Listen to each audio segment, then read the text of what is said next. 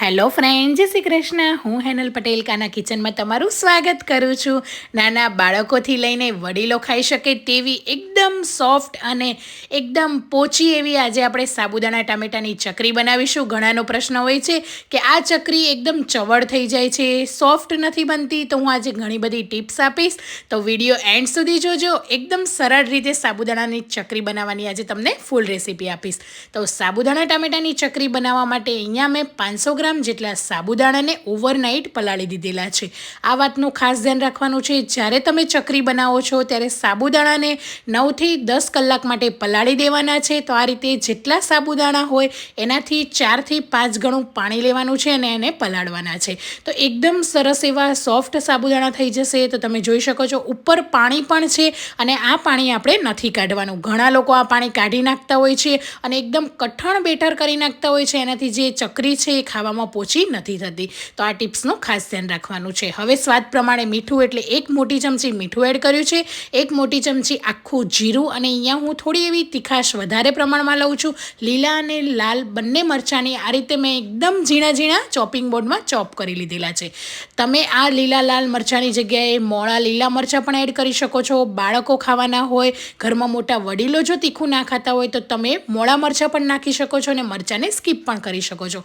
હવે એને એકદમ લો ગેસની ફ્લેમ પર સારી રીતે મિક્સ કરતા રહીશું અને એક સાઈડમાં આપણે હવે ટામેટાની પ્યુરી બનાવીશું. તો ટામેટાની પ્યુરી બનાવવા માટે અહીંયા 500 ગ્રામ સાબુદાણાની સામે અહીંયા મેં 500 ગ્રામ જેટલા ટામેટા લીધા છે. એકદમ લાલ લાલ કડક અને દેશી ટામેટાનો ઉપયોગ કરવાનો, એનાથી એકદમ સરસ એવી પ્યુરી બનશે. અને આ ટામેટા થોડા ખટમીઠા હોય છે એટલે એનો ટેસ્ટ એકદમ સરસ આવશે. ટામેટાને ધોઈને સાફ કરીને આગળનો ભાગ કટ કરીને આ રીતે રફલી આપણે કટ કરી લઈશું. તો અહીંયા મેં બધા જ ટામેટાને કટ કરી દીધેલા છે. હવે આ રીતે મિક્સર જારમાં બધા જ ટામેટા એડ કરીને એકદમ ફાઇન એની પેસ્ટ તૈયાર કરીશું. પાણી વગર જ કરવાની છે, કેમ કે ટામેટામાં જે પાણીનો ભાગ હોય છે એનાથી જ એકદમ સારી રીતે પીસાઈ જશે.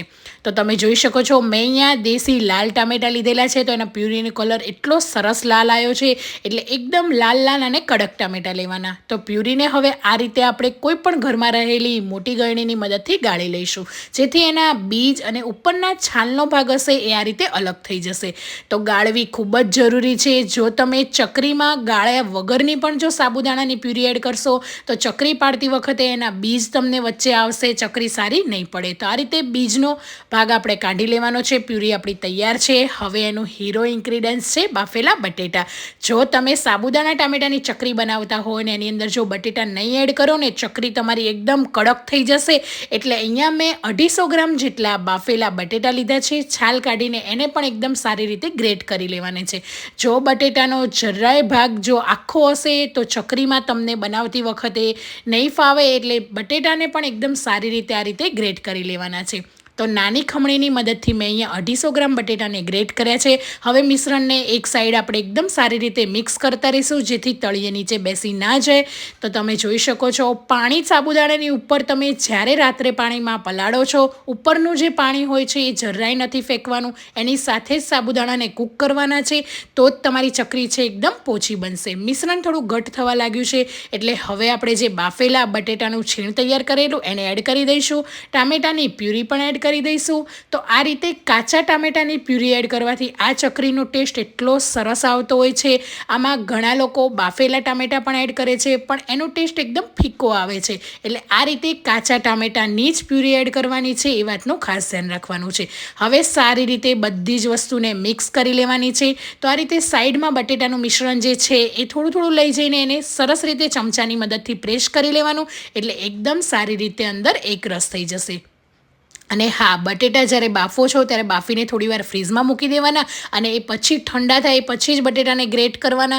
તો એકદમ સરસ રીતે ગ્રેટ થઈ જશે. અને તમે જોઈ શકો છો બાફેલા બટેટા છે ને તો પણ અંદર બટેટાના લચ્છા એકદમ સરસ રીતે દેખાય છે. તો મિશ્રણને વધારે નથી પકવવાનું, ગેસ પર 2 થી 3 મિનિટ જ રાખવાનું છે. ટામેટાની પ્યુરી અને બાફેલા બટેટા એડ કરીને એ પછી ગેસની ફ્લેમ બંધ કરીને એને સરસ રીતે ઠંડુ થવા દેવાનું. જો તમે ઠંડુ થવા દેશો તો એકદમ સરસ રીતે ઘટ થઈ જશે અને આ મિશ્રણ જેટલું ઢીલું હશે ને એટલી તમારી ચકરી એટલી સરસ પોચી બનશે. એટલે વધારે પડતું મિશ્રણને કઠણ નહીં કરવાનું. બસ બધી જ વસ્તુ મિક્સ કરીને 2 થી 3 મિનિટ રહેવા દેવાનું. એકાદ વખત ઉકળી જાય ને એટલે આપણે ગેસની ફ્લેમ બંધ કરીને ઠંડુ કરી લઈશું. હવે આ રીતે કોઈ પણ પાઇપિંગ બેગ, ગ્રોસરી બેગ, દૂધની થેલી હોય તો એને ક્લીન કરીને આ રીતે બધા જ મિશ્રણને ભરી લેવાનું છે. તમને ફાવે એટલું તમે ભરી શકો છો. નીચે આ રીતે હોલ પાડીને એને ચકરીનો શેપ આપી દેવાનો. કે પછી જો તમારા બાળકોને નાસ્તામાં આપવી હોય ને તો આ સાબુદાણા ટામેટાની ચકરી હેલ્ધી છે તો તમે બાળકોને સ્ટીક પણ આપી શકો છો. તો લાંબી લાંબી સ્ટીકના શેપમાં પણ બનાવી શકો છો. તમને જે પણ ડિઝાઇન ગમે એ ડિઝાઇનમાં તમે બનાવી શકો છો. તો આ રીતે એકદમ સરસ રીતે લાંબી લાંબી સ્ટીક પણ કરી શકો છો. આ સ્ટીક પણ ખાવામાં એટલી પોચી અને સરસ બનતી હોય છે.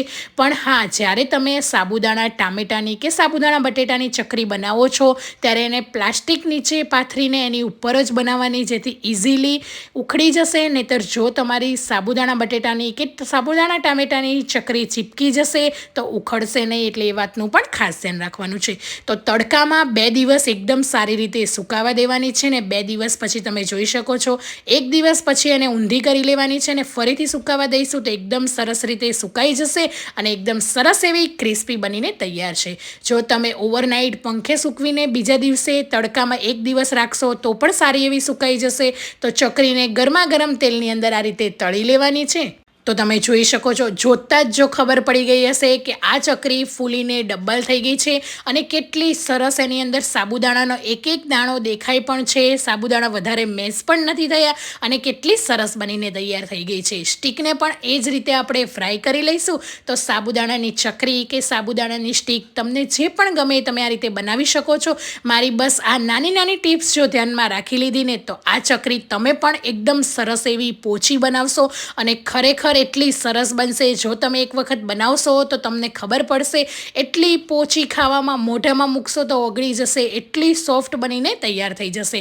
તો આ રીતે બાળકોના લંચ બોક્સમાં આપી શકો છો. ઉપવાસમાં, વ્રતમાં તમે ખાઈ શકો છો. તો જરૂરથી મારી આ રેસીપી પણ તમે પણ ટ્રાય કરજો. અને કેવી લાગી આજની મારી રેસીપી એ પણ મને જરૂરથી કમેન્ટ બોક્સમાં જણાવજો. Thank you for watching. મળીએ એક નવા વિડીયો સાથે. જય શ્રી કૃષ્ણ.